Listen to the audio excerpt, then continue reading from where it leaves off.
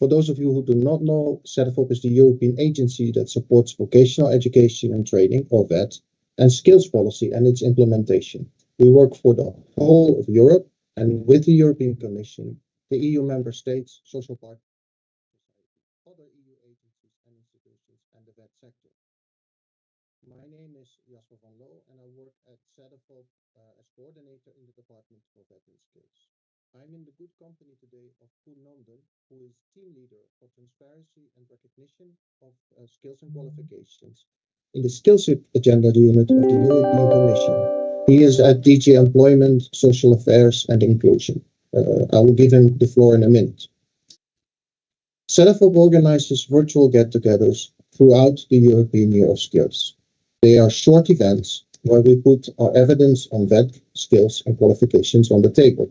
We do that to champion skills because it is skills what ultimately will power just, green and digital transition. Today's virtual get-together on validation is all about making skills visible.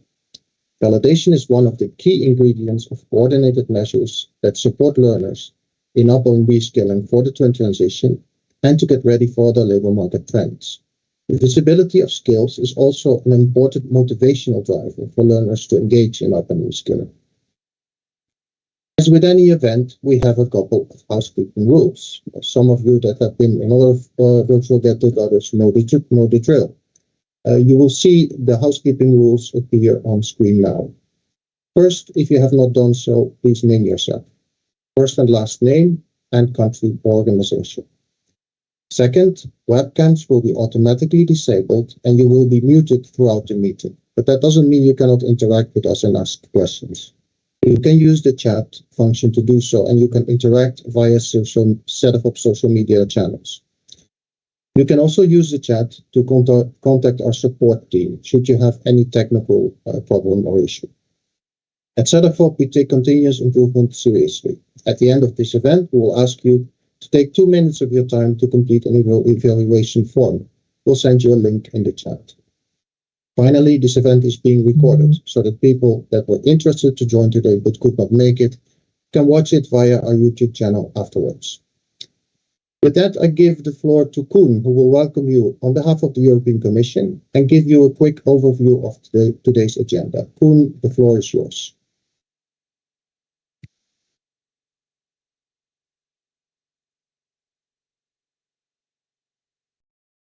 Koen.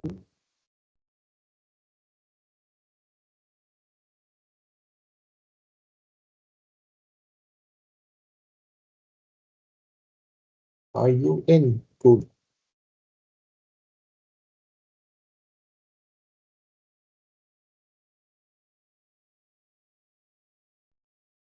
Okay. Now, yeah, okay. There you are. Short, there was a small, very short technical problem. So, good to see you. Yeah, good to see you. Thanks a lot, Jasper, for your short introduction. And let me, from this position, thank also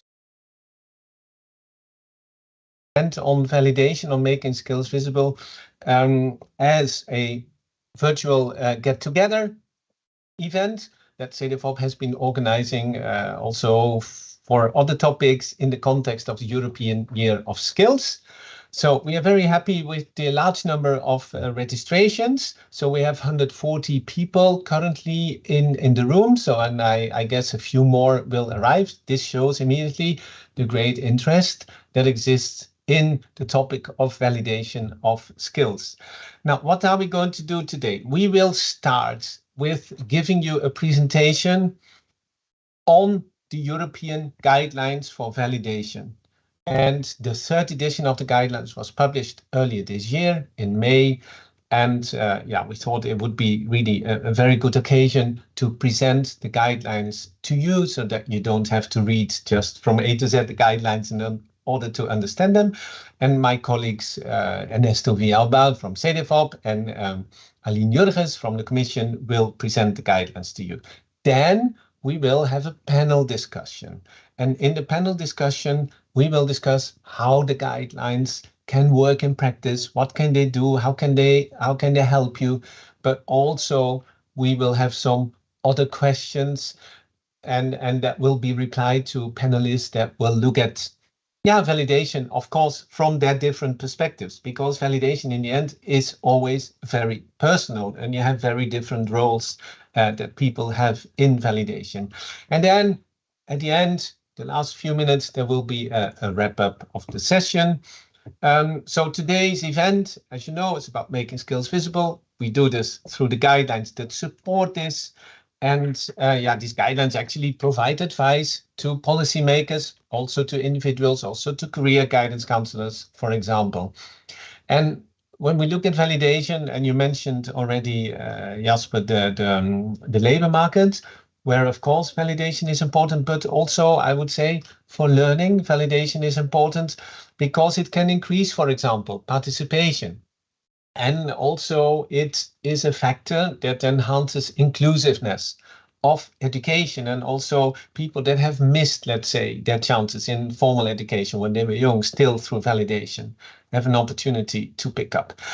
In the European context, validation, of course, is part of the broader reflection on lifelong learning, and fits perfectly within the European Pillar of Social Rights, and also the action plan of the European Pillar of Social Rights. And the targets that exist at European level is that 60% of working adults should participate in training every year. So this is an important context. And the first principle of the pillar is about lifelong learning. And when we talk about validation, we really sit in that lifelong learning area. And when we have a look at the labor market, we see indeed that more and more companies recruit their staff on the basis of skills and less on the basis of their educational background or pure professional experience. But of course, for this to work, people need to be able to present their skills, to make their skills visible. And the guidelines are supporting, validation system at large, but indirectly, of course, contribute to that.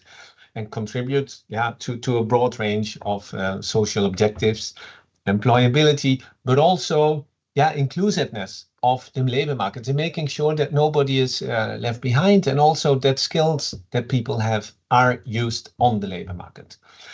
But I think I've now been talking long enough, and I would like to give the floor to Aline Jurgens, who works in the Commission, in the same team as where I work in, on transparency and recognition of skills and qualifications, and to Ernesto Villalba, expert at CEDEFOP. And I'm very happy actually that we organized this event together between CEDEFOP and European Commission, because actually validation is one of the topics where I think we are in a full partnership between CEDEFOP and the Commission. But now I hand over to Aline and to Ernesto.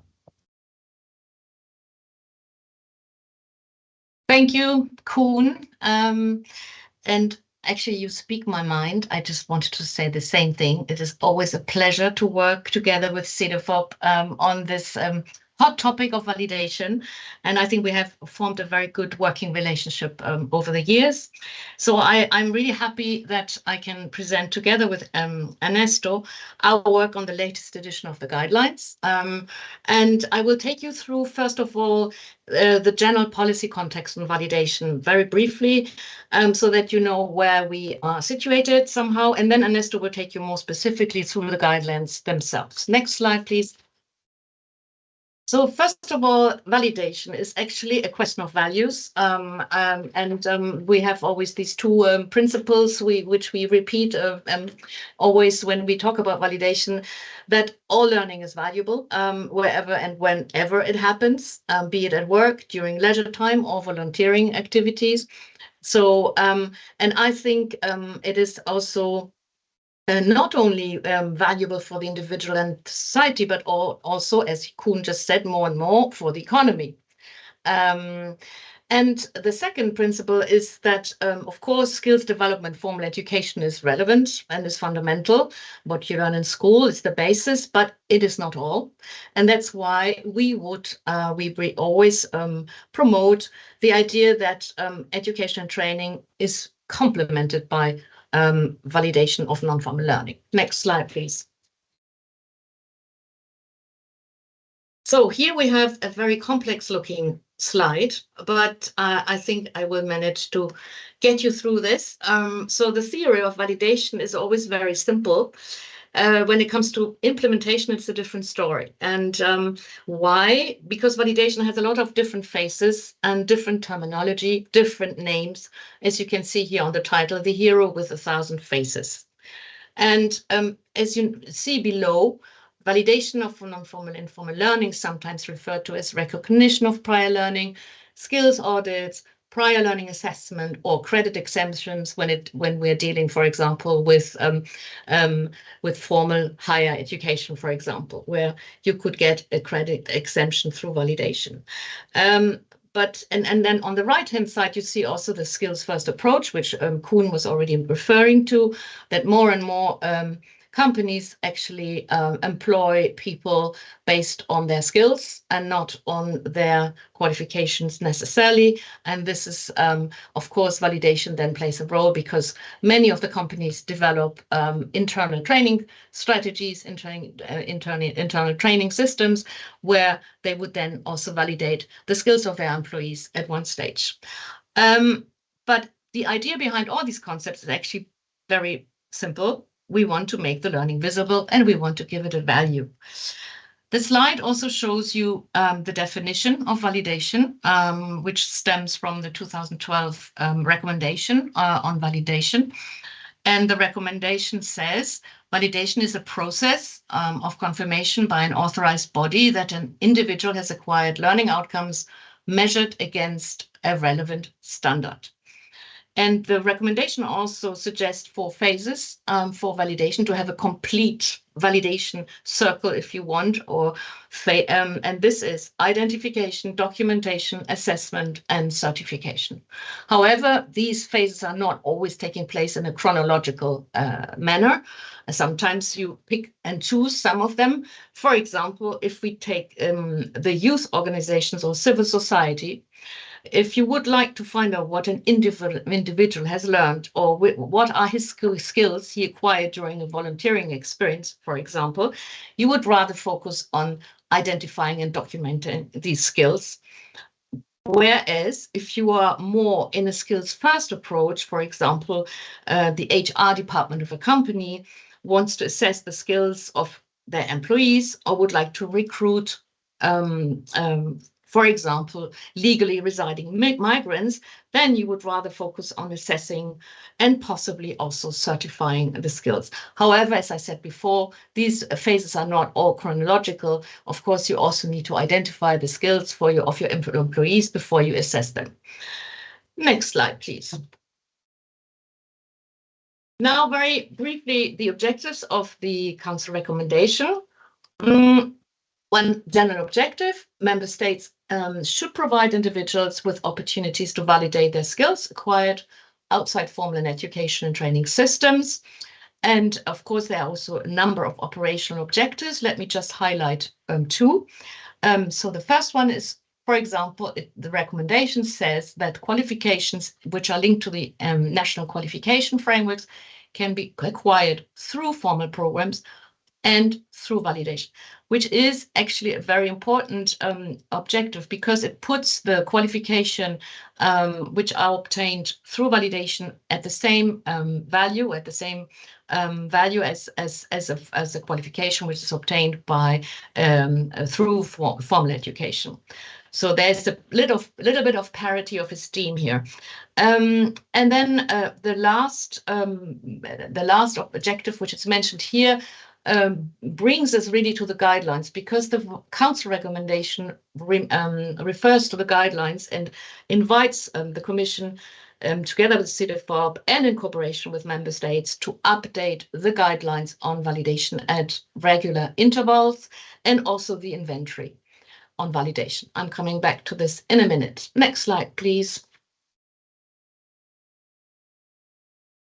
So here we see, just for illustration purposes, what has happened, since 2010, since we have had the first inventory on validation in place. So we can compare these trends thanks to the validation inventories. And in this slide, you can see that since 2010, more validation arrangements and strategies are in place. So in 2018, for example, there is zero, there's not one country who doesn't have anything on validation, so which is really a big step forward. However, according to an evaluation we have organized in 2020 of the recommendation on validation, there are, of course, still some challenges in the area of validation, and I just want to highlight three. There are limitations regarding access. So many people still don't have access to validation. The validation arrangements are not necessarily comprehensive and coordinated, and guidance, which is an important policy which should accompany validation right through the whole process, may not be too effective. So these are the three, let's say, negative points which we try also to tackle also through the guidelines. Next slide. So here's the very briefly the storyline of validation at EU level. As you can see, we have had a long history of validation since the 90s, and the upper line shows you actually the guidelines, how many editions we have had. So we had the first one in 2009, the second one in 2015, and now we have the 2023 one, which is actually the subject and the topic of our webinar today. And below, you just see the number of inventories we have had. So first one started in 2004, and we are currently working really hard on getting together the next inventory, which is hopefully will be published in 2024. The difference between the inventory and the guidelines are that the inventory really looks at what member states are doing and what measures they are taking, and we are also illustrating that through good practice examples. Next slide, please. So my last slide is I just want to get you through the main drivers for validation at EU level, which can be, is really listed here on this slide.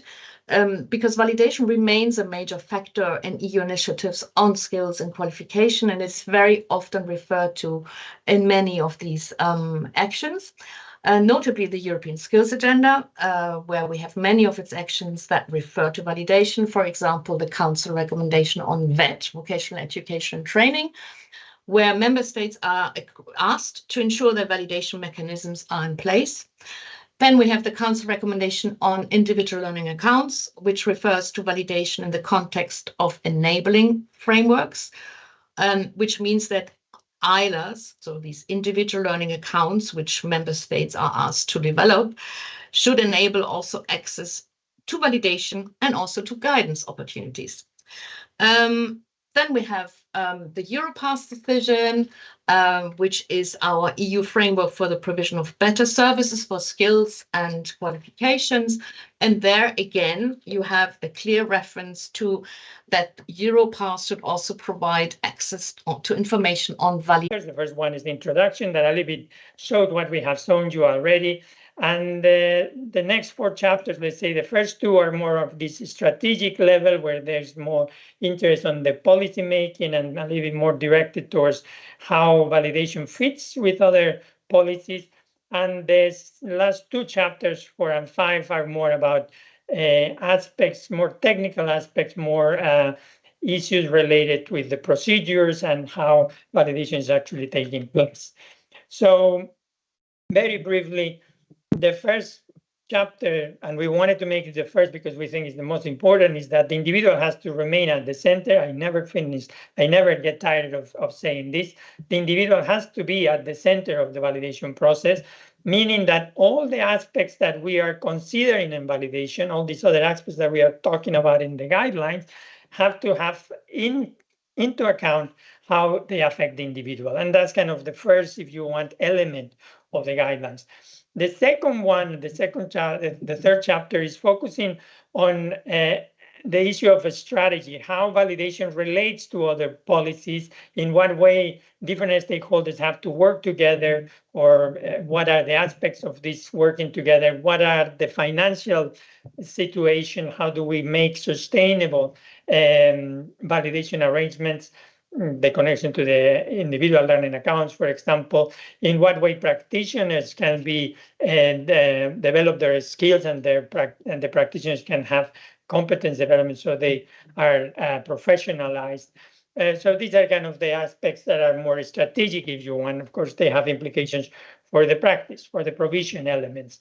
And in here we go into issues related to guidance and reach measures, how ICT is used, in what way reference points and NQFs have a role to play in the guidelines, in the validation process, and how the quality assurance that in a way is all these different processes together are going to be taking a role, and what are the main aspects of these elements.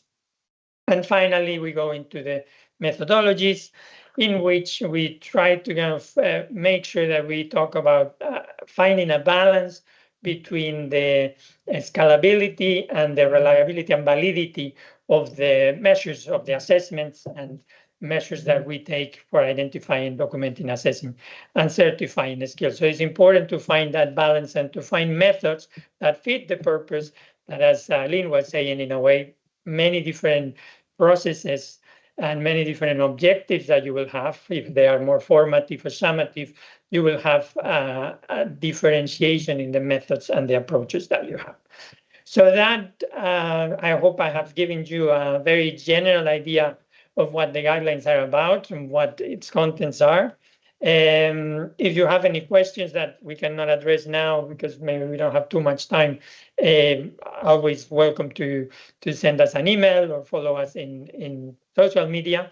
And I hope that I have given you enough to get you interested in the guidelines. And I pass now the floor, I think, to Koen for the point that what I think is the most interesting part of this webinar today, where we will have a specific activities, specific arrangements on validation that kind of try to illustrate some of these points that I have addressed in my presentation. Thank you very much. Koen, you can take over.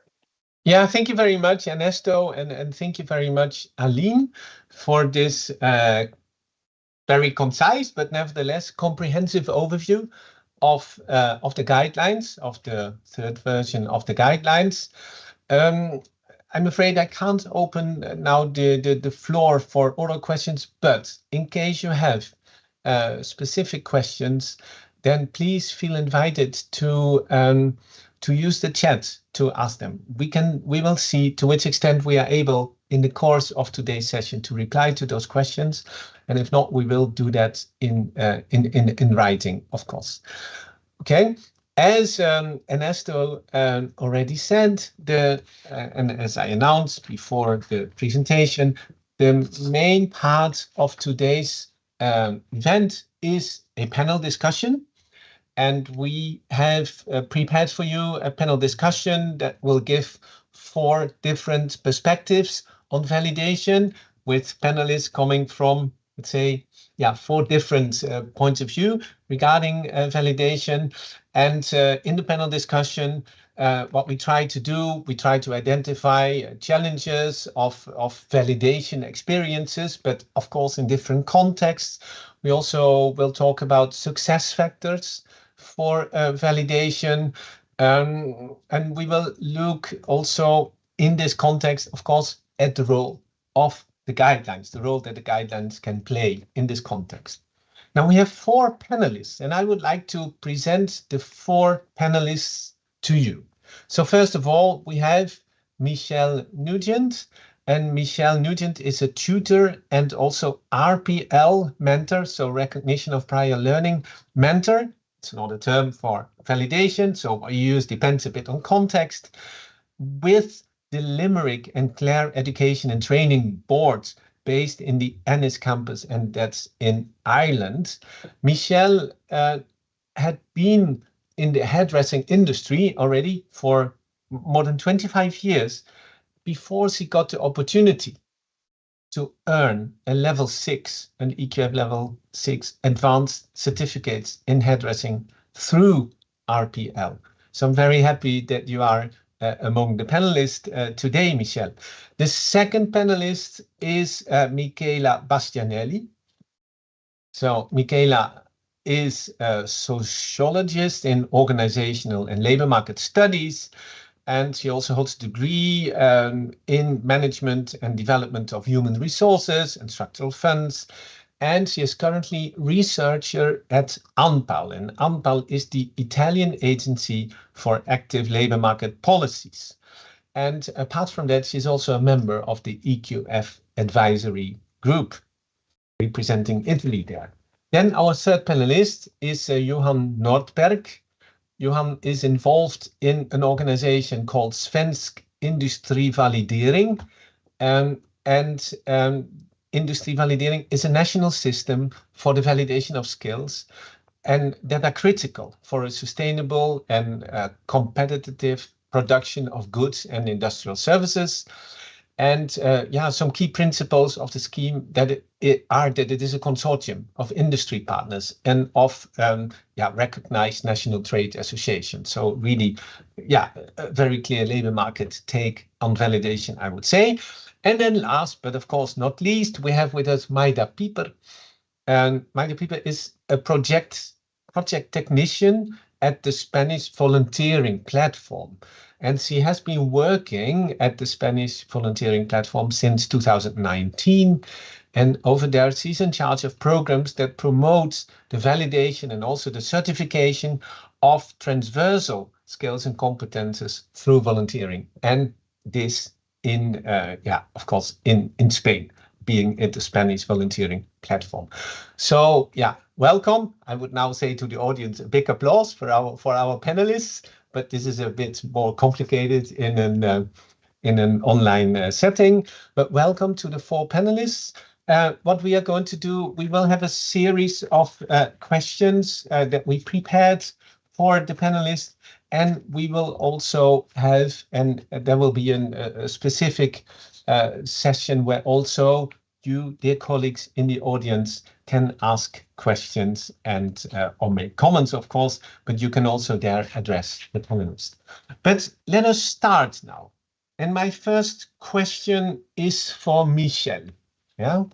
So Michel, one of the key elements of the guidelines concerns the individual, and Ernesto mentioned this. No, the individual is central.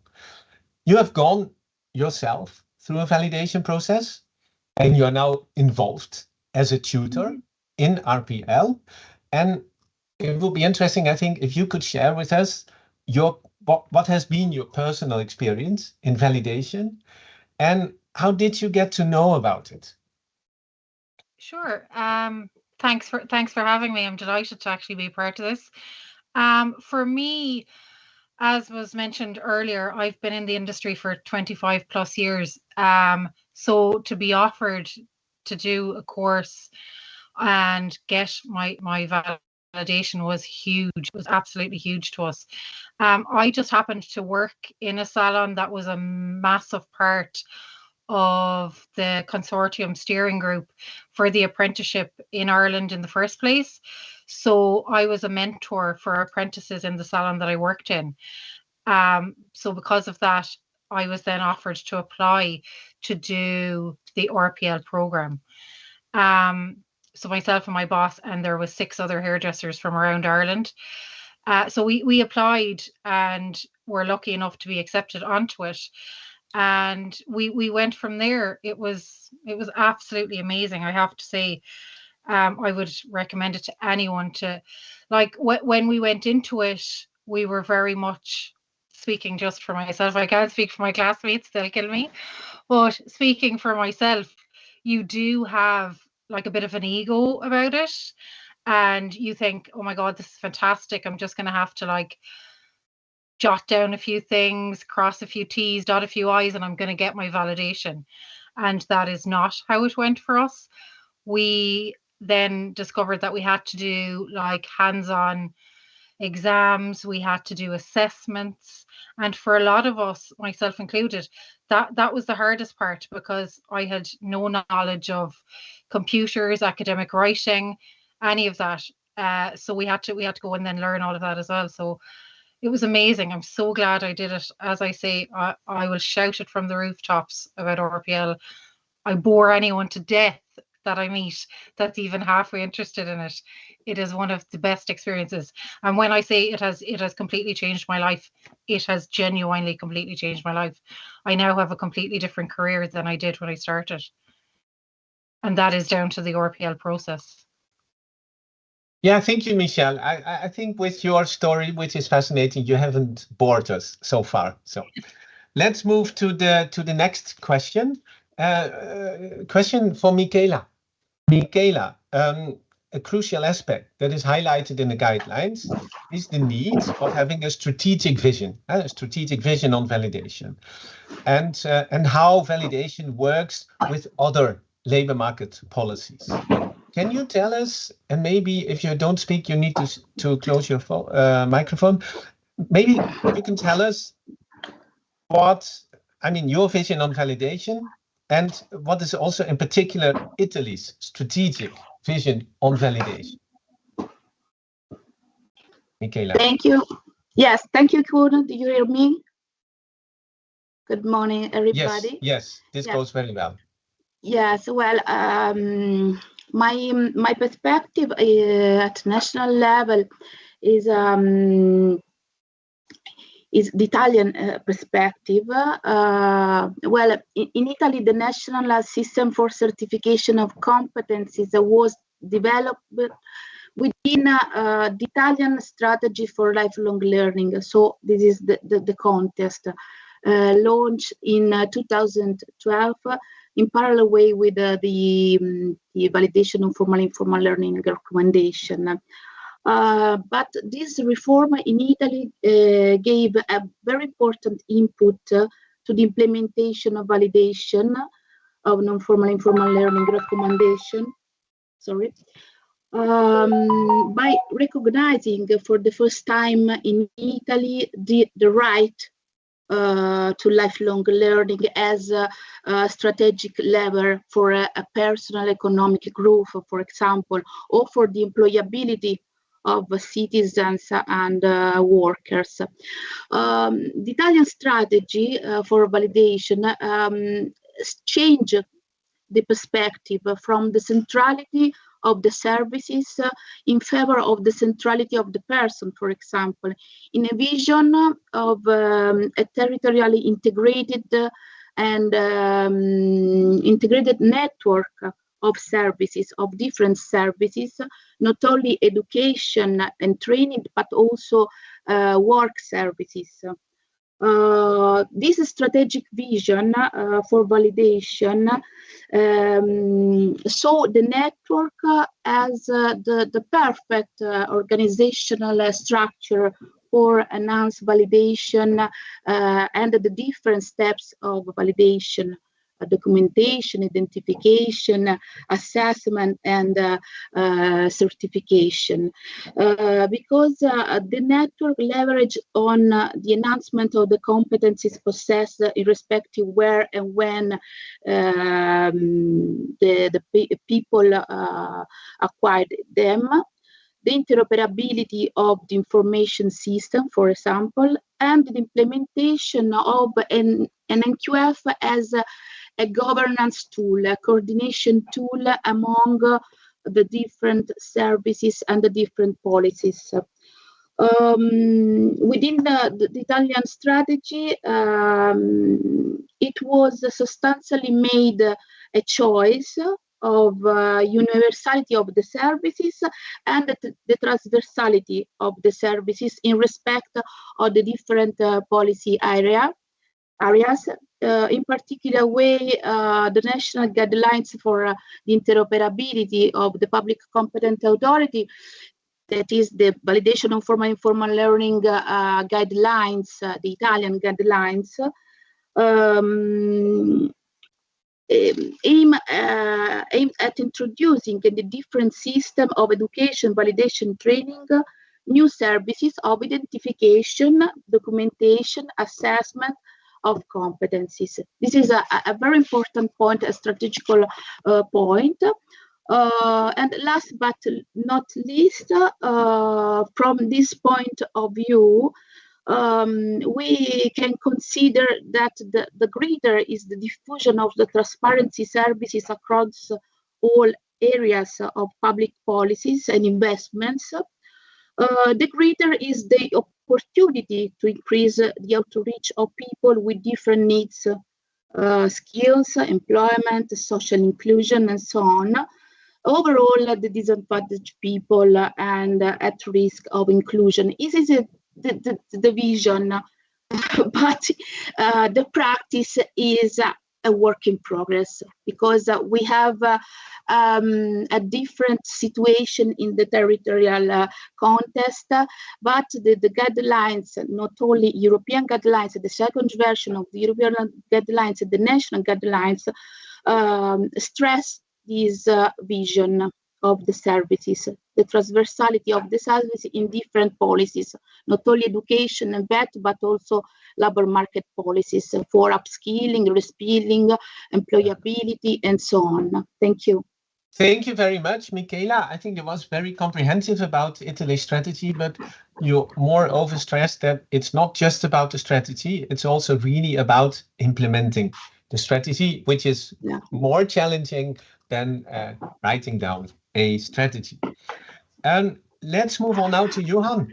In Sweden, Johan, industry validering is a service that companies have built to validate skills of their staff.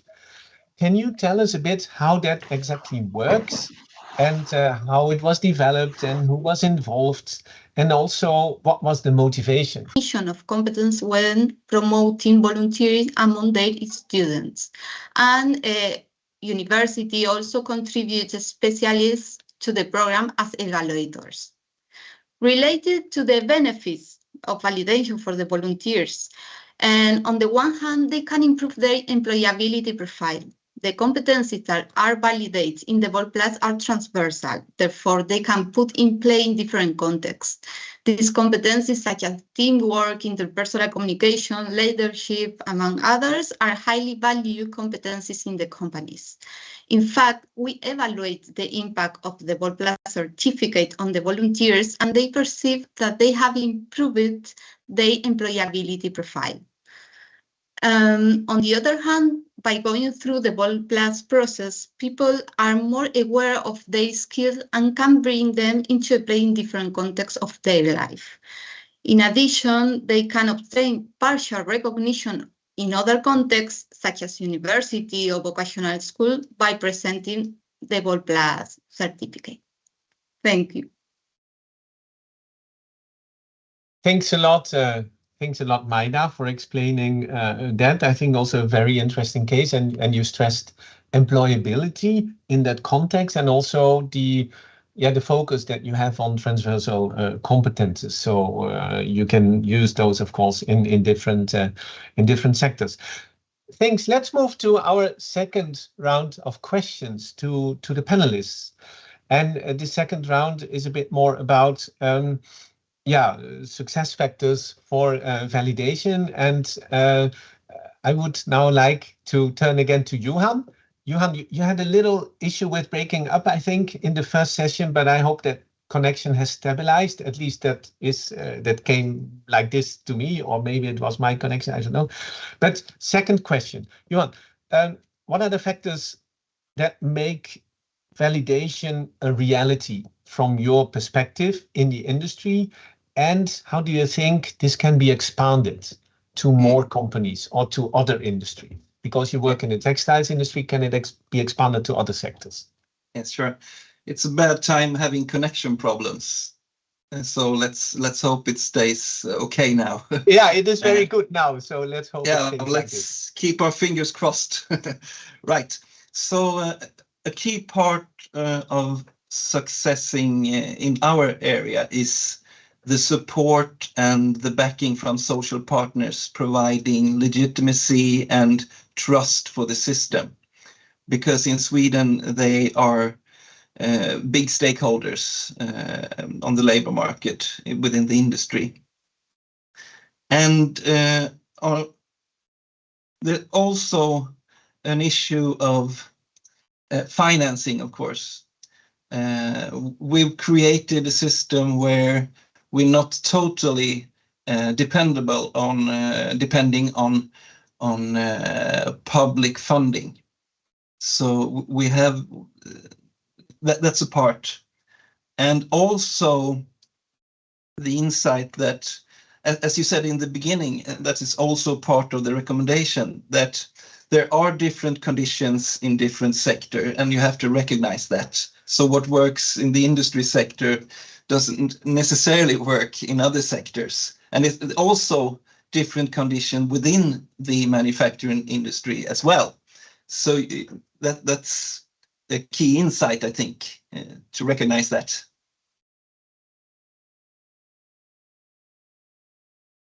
Okay, thank you, Johan.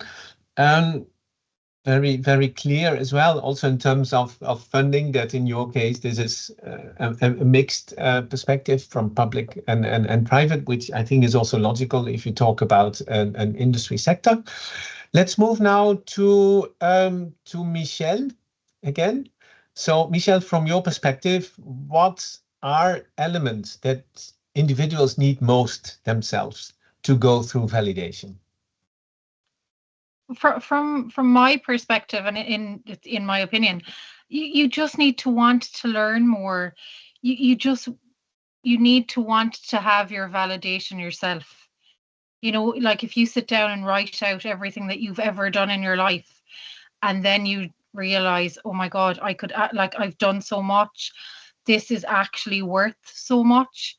It's to have that drive to actually want to get a validation and enjoy the experience.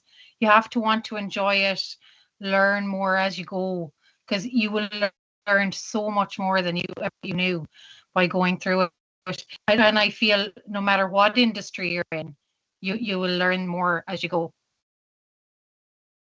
Yeah, thanks. I think that's very valuable and nice to hear from, somebody like you who did go through a validation process. And I think this is an excellent message to anybody else who is also interested in getting validation for skills gained and where there is no sort of certification yet. Okay, let's move to Maida. From your perspective, what are factors needed? I mean, especially from the world of volunteering, what are factors needed for a successful validation of skills? Okay. Mainly that the volunteers motivate and have the necessary commitment to participate in the validation process. To the end, they should have all the information before starting the validation process and have access to the orientation space offered by both VolPlus or volunteer organization. Prior training of all stakeholders involved in the validation process is also key.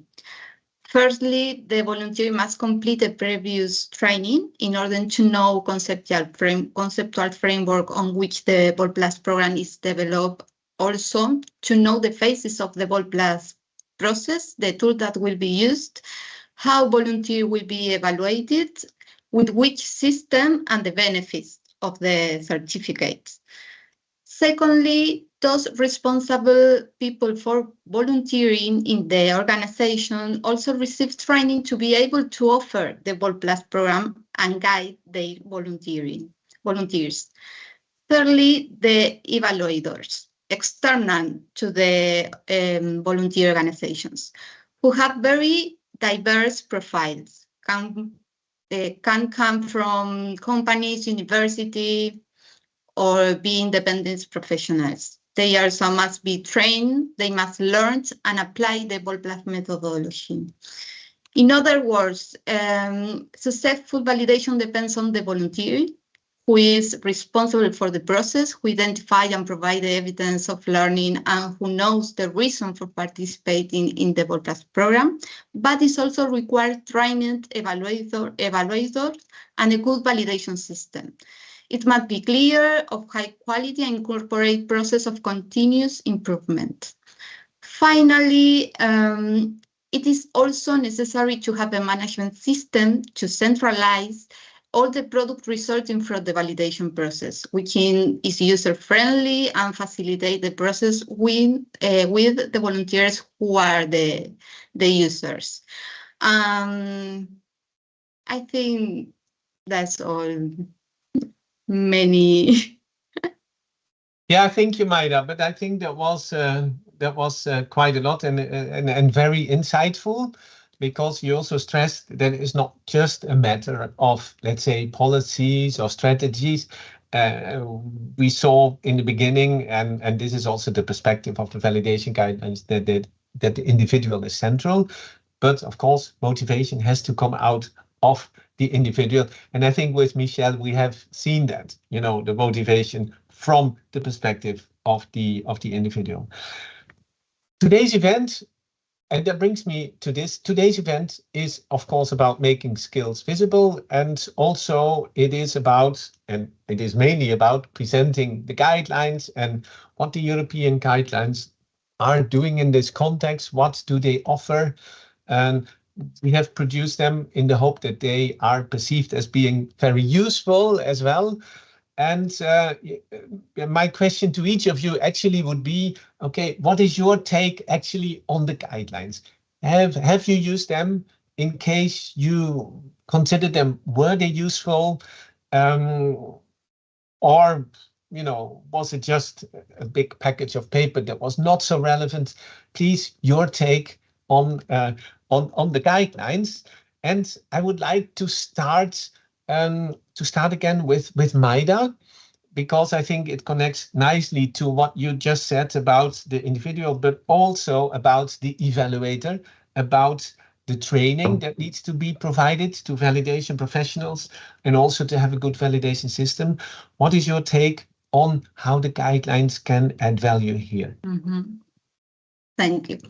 As I mentioned before, in Spain, we have a law of volunteerism since 2015 that expresses the recognition of competencies obtained through volunteering as a right of volunteers, but at the moment, this law is not regulated.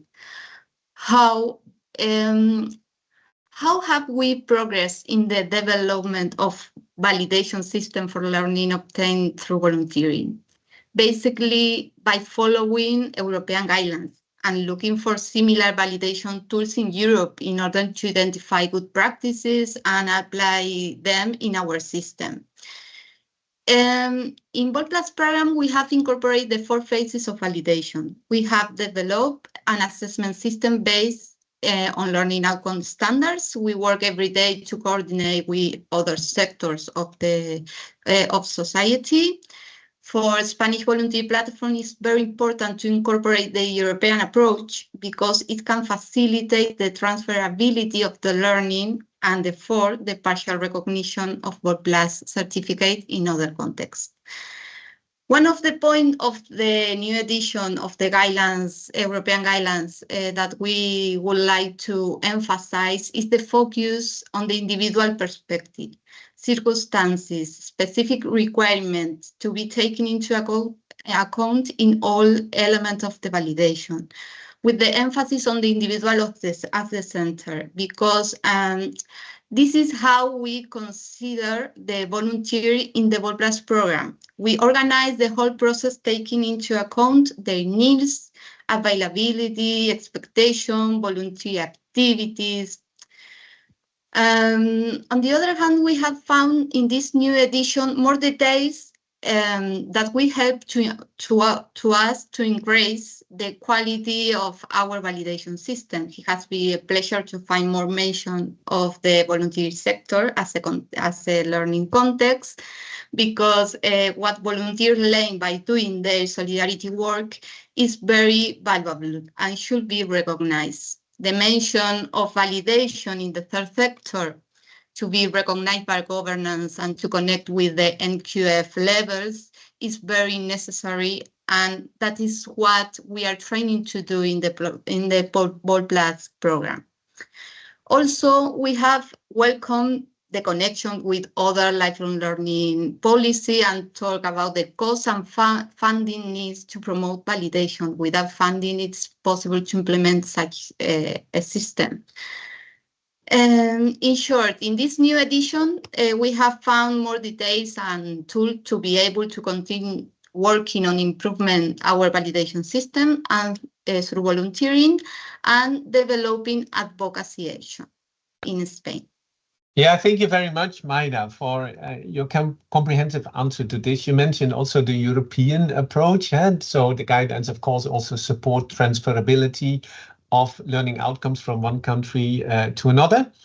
And glad to hear that you found indeed additional details for your sector, but also more generally that were helpful. We also have to say that the guidelines, of course, have been, this current version, of course, is not just an isolated project. It has been worked on and prepared with a broad range of stakeholders. And of course, that is needed in order to reflect also guidelines that are adapted to reality.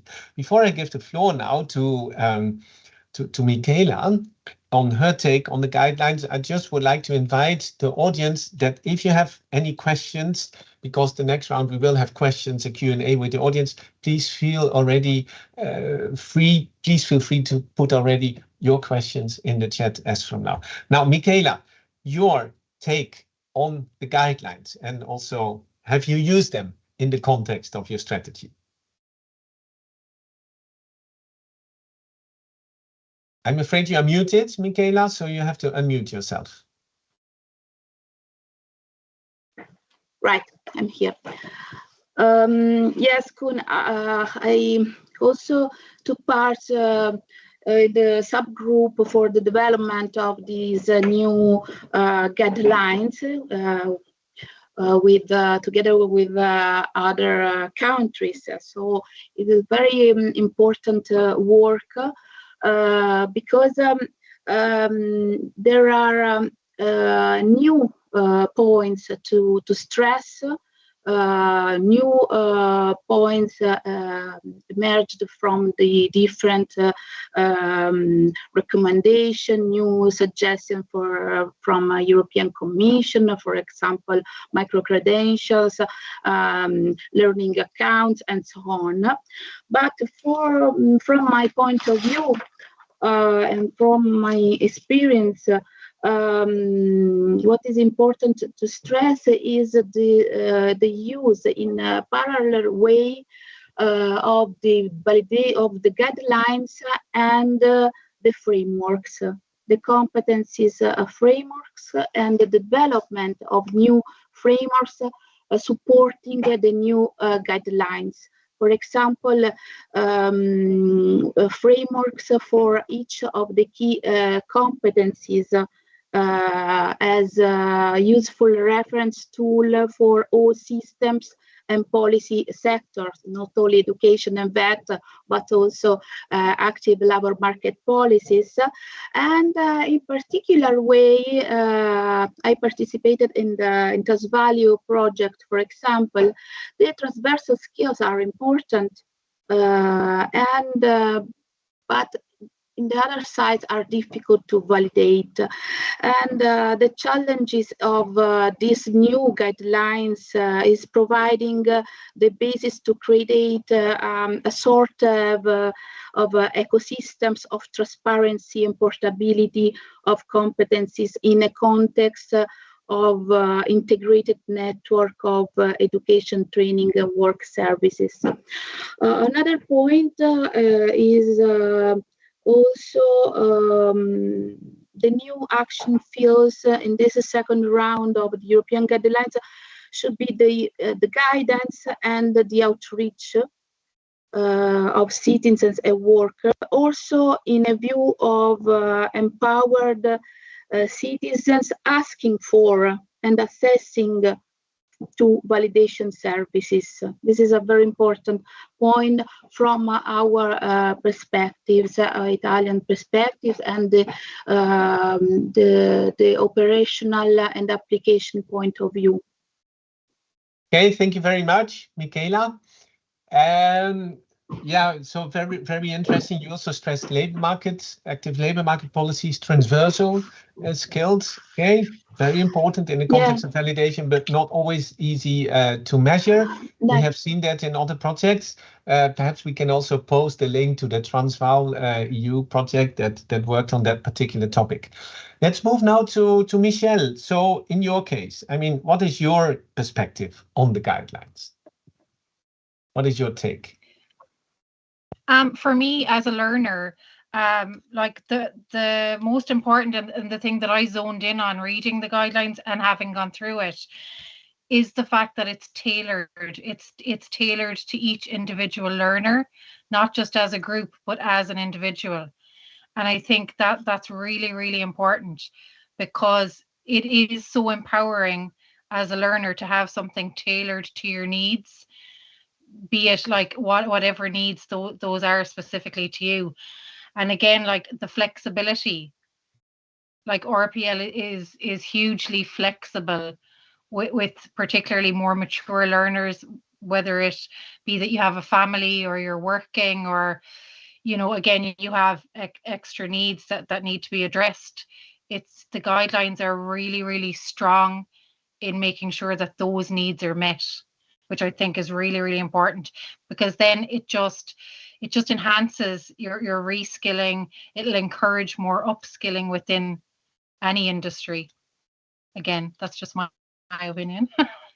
Yeah, no, very, very good, very good. And I think it's also good that you refer back here to the individual, now tailored to needs of individuals, because when validation is one thing, it's of course different in each and every individual case, because everybody has a unique skills, background, profile, pathway, having obtained the skills.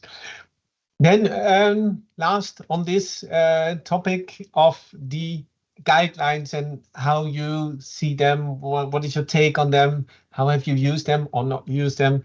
Johan, the floor is yours. Thank you. We have absolutely used them. So we like them a lot, providing different perspective on quality points, actually, both creating a management system for the whole scheme, but also for the assessment tools. So it's different perspective behind the scenes, and the methods for assessing and certification. So we used them as a tool for quality ensurement, so to speak. But for us, they are always the perspective of the individual, and also the perspective of the context that the results of a validation process are to be used.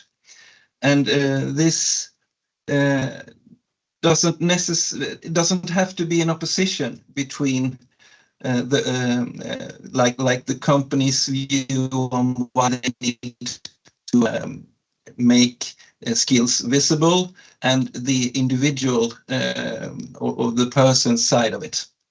But sometimes it raises some challenges that needs to be addressed regarding the integrity of the individual and so on.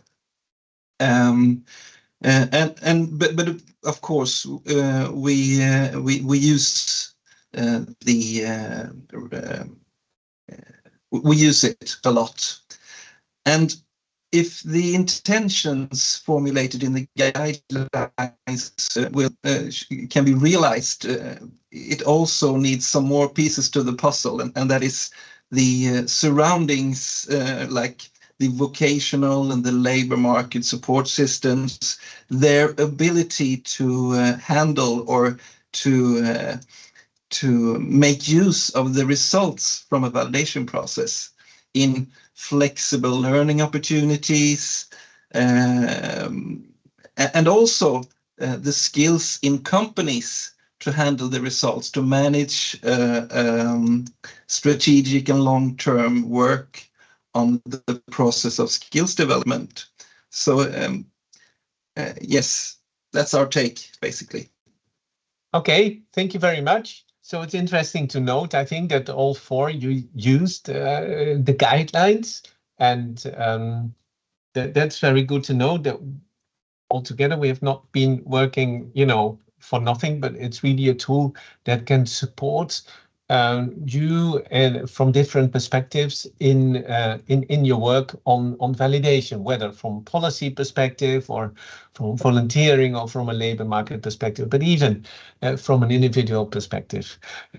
It's now time to turn to the audience. So we had planned a short Q&A at least with the audience. So Ernesto and Aline, are there any questions that we can ask to the panelists that came up in the chat? For now, there's no questions on the chat. I don't know if people are a bit shy, or after lunch is always a little bit difficult to maybe start.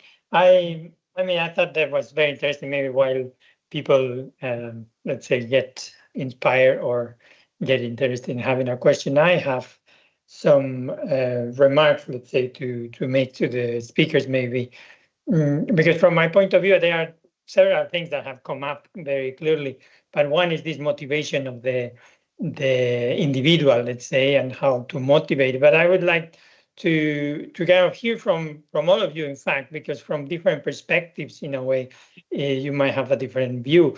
In what way this motivation can be enhanced, let's say, because we talk a lot about the individual at the center stuff, but I think that we have a big difficulty in actually managing that motivation. Sometimes people are not necessarily interested. So I would like to kind of hear the views from your point of view. How are these motivation kind of be enhanced? I don't know if in the meantime, hopefully we'll get some other questions also.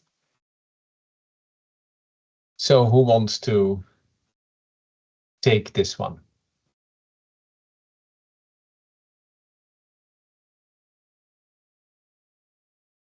It's to all of you. I'll answer. Yeah, Michelle, go ahead.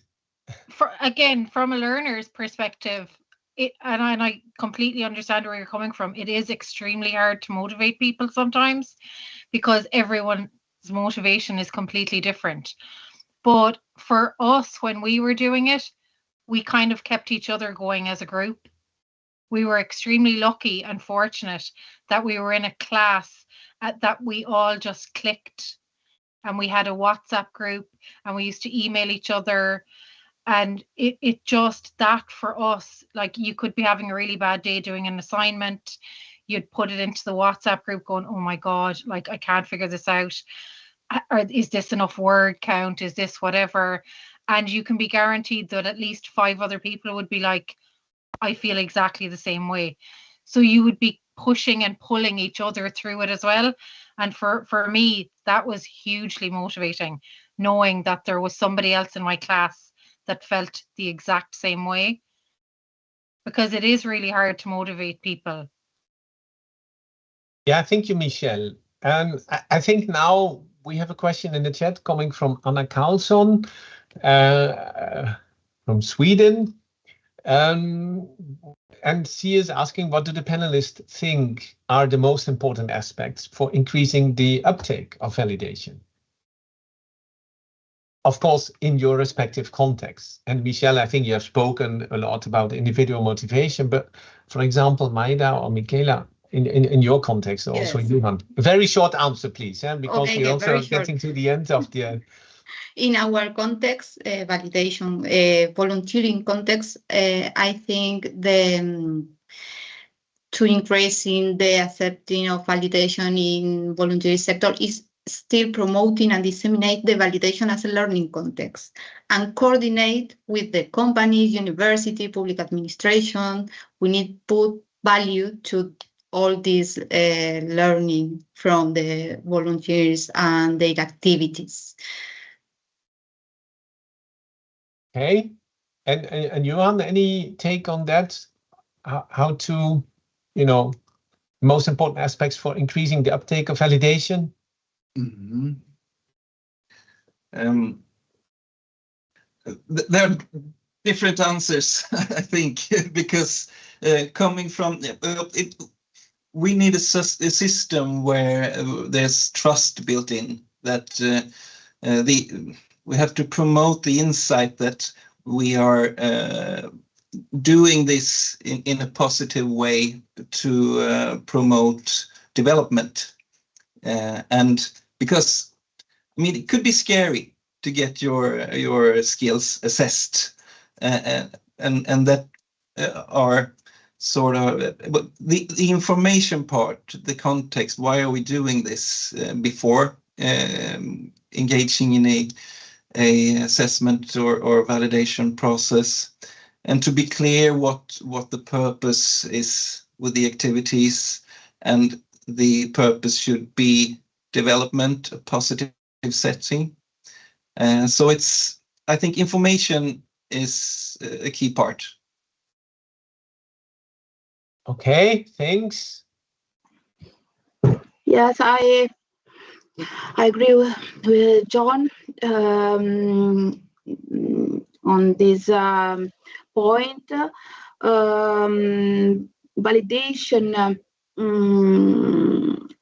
has to be in complementarity with the formal offer of education and training for a modularity, usability, and incremental use of the competencies.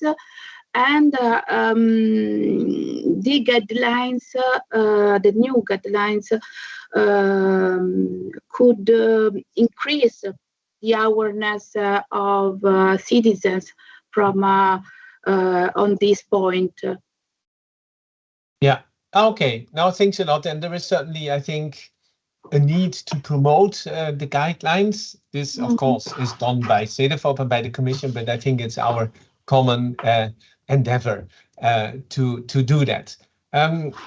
I would like to go to the last question for the panelists. There is still some questions in the chat, one about the future events of the Transvaal project. So if anybody can provide information to that question from Eleonora, maybe you can write it. Maybe you can write it in the chat. A last question I have for each of the panelists, and I would like to start with you, Michaela. And my question to you is regarding the Italian situation. To which extent, actually, has validation become, in the context of the strategy, a normal route to obtain a qualification? And how easy or how difficult were discussions? Yeah. At the moment, it is not a normal rule, but the adoption of the national guidelines in 2021 allowed to introduce the validation and the different steps of the validation, documentation, identification, so on, in important active labor market policies in the context of the new skill plan within the recovery plan. For example, we have the Worker Employability Guarantee Program that adopts the principles of the three-step strategy of the EU upskilling recommendation.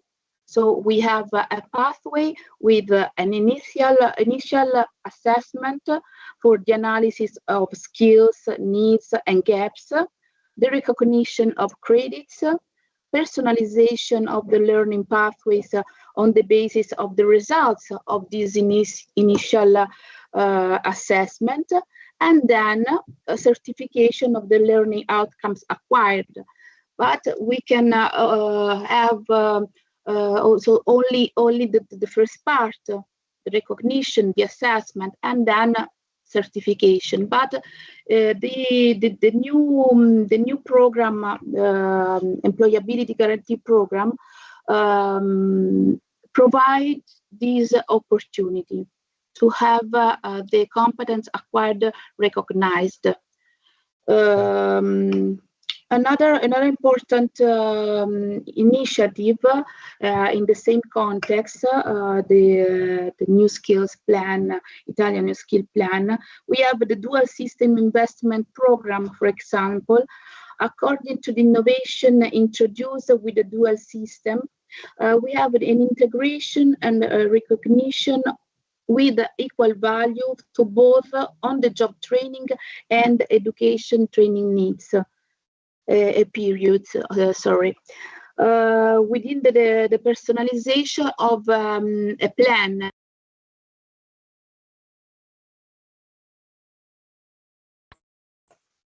Okay, thank you very much. So very active policies, but not yet entirely there regarding qualifications, but on a good way.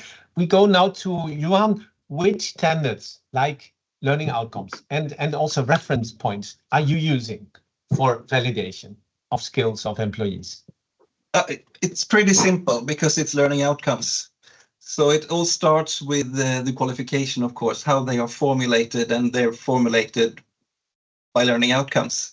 And also modularized in a way, on a very detailed level, actually, so that a learning provider could take the skills requirements formulated in the qualifications and understand what should the education or what should the course contains, so that the learning outcomes would be the required. So it's not that hard, but it's in a non-formal setting. So it's a non-formal certificate, but of course some of them are semi-formalized in that way. And in the future, those are with from the side to qualifications formulated by the work life. So if that answers your question. Yeah, okay, no, very good. I think the focus on learning outcomes is, of course, also a key element throughout the validation guidelines, and yeah, that's the essential thing, and it's also at the same time the bridge to qualifications. I would now like to move to Maida. So from your perspective, how does your organization support individuals in skill assessment, and in particular, how do you do that in relation to transversal skills? Yes, within the Bold Plus program, we offer tools in the process to volunteers to facilitate the identification and documentation phases. And these tools are significant experience form with provision of learning evidence, resolution of real cases of volunteers according to the context, self-perception of learning questionnaire, and each volunteer is assigned an evaluator who will follow up and assess the learning obtained through volunteering. And we've developed an evaluation matrix based on learning outcome in the context of volunteering. So based on the Bloom's taxonomy. We train evaluators in this methodology, and we have a network of volunteers evaluating in different places of Spain. From PVE, we monitor the whole process and provide support. In addition, the volunteer organization accompany the volunteers because they are also trained, as I mentioned before. So we also provide to the management system to help to progress through the different phases of the program and allow communication between volunteers and assessor evaluators and the management of the program at PBE. Okay, thank you very much, Maida. My last question goes to Michelle, because we have the individual perspective that we started with, which is crucial and central in the validation guidelines. I would like to know from you, Michelle, in your particular case where you did do validation, I mean, guidance and counseling are key topics on validation. They are mentioned in the European guidelines, and I would like to simply know from you, did you get any guidance to get help to go through validation? Yes, absolutely, 100%. We had an amazing mentor, Caroline Good. She was our RPL mentor. And to be honest, without her, we wouldn't have gotten through it at all. She was available to us basically 24/7. I'd say we drove her mad, but it was so hugely important, because guidance is so hugely important, because some of the learners may not have ever done anything like this. So while learning outcomes are extremely important, as equally important is the guidance to show you how to tackle those learning outcomes and how to do your assessments and how to make sure everything is correct and everything is in its place and that you're not stressing yourself out by doing too much or too little. So yeah, like we were so lucky. We had such an amazing mentor in Caroline. Thank you very much, Michelle, and still congratulations, of course, on you going through validation. And yeah, key message: guidance is crucial in the whole context. Definitely. For all individuals. Okay, I think we have now come to an end of our panel discussion. So I would really like to ask a big round of applause virtually for Michelle, for Maida, for Michaela, and for Johan. Very insightful panel, I think. So thank you very much. And I'm now handing back to Jasper, and also I think there are some takeaways from Ernesto and Aline. Thank you. I suggest you start. Yeah. Maybe, I don't know if Aline is with us. Yeah, I don't know. I can start. Okay, maybe, yeah. So we have 2 minutes, I think. So thank you very much for all these interesting presentations. I think we all respected very well the time. Thank you so much. And well, we heard about the success and challenges of validation in the different contexts. That was our aim, to illustrate that validation happens not only in formal education, but in many various context. So we had Michelle, which I think underlined very much this point that the individual must be at the center, must be supported through guidance. And what I think we should all take into account is that the motivation of the learner is key. And this is, I think, something which we have to think about, how we can increase this motivation of the individual learner. I think that, well, we have seen that validation is an important instrument to increase the visibility and value of the knowledge gained by people outside the formal education settings. And it can increase opportunities and motivation maybe for some to upskill and, as you also heard, lead to enhanced employability. As you have seen, validation is fragmented, and it emerges in different contexts. So that is why we are really promoting in the guidelines that there needs to be coherence between the different arrangements, between the different settings. And I think we have seen that with Johan and in Sweden, that there really a validation, a bridge was built, I would say, between the different stakeholders, like the companies, the social partners, and also the vet providers. So this is something which I think we should really not forget, that how important it is to build these bridges. And so I think I will now pass the floor to Ernesto for the remaining conclusions. Thank you, Aline. Yeah, well, I found the whole webinar very interesting, and I thank very much the speakers. It's difficult to kind of summarize all the elements, let's say, or all the aspects that have been addressed. Let's say, I think following a little bit what Aline was saying, I think that, the guidelines really, this idea of the coherence is a crucial aspect. And I think also it came very clearly the idea of outreach and motivating the people that are participating, how to get users to actually use the validation, that at the end of the day is what we all want. That is one of the main challenges we really have. And I think that, some of the work that is being done in Italy, for example, and the connections with NQF, but also a lot of the work that is being done in Ireland, with the network of the RPL network, that I think is doing a fantastic job in promoting validation. These are very important elements. And as it has been said in a way in several places, it is crucial that these different stakeholders are involved. And there are also a lot of things that I think technically that I found really very relevant, like in what way are we defining reference points? How are we using learning outcomes?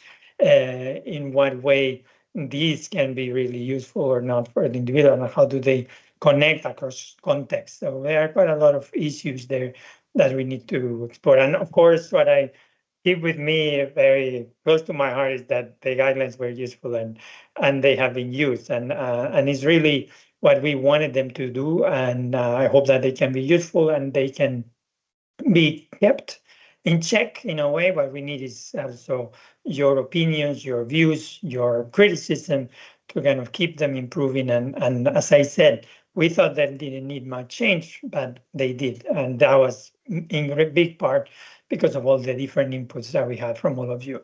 So thank you very much. And with this, we will, just to inform that we will also have invalidation work on the inventory, and it will be out by the beginning of next year.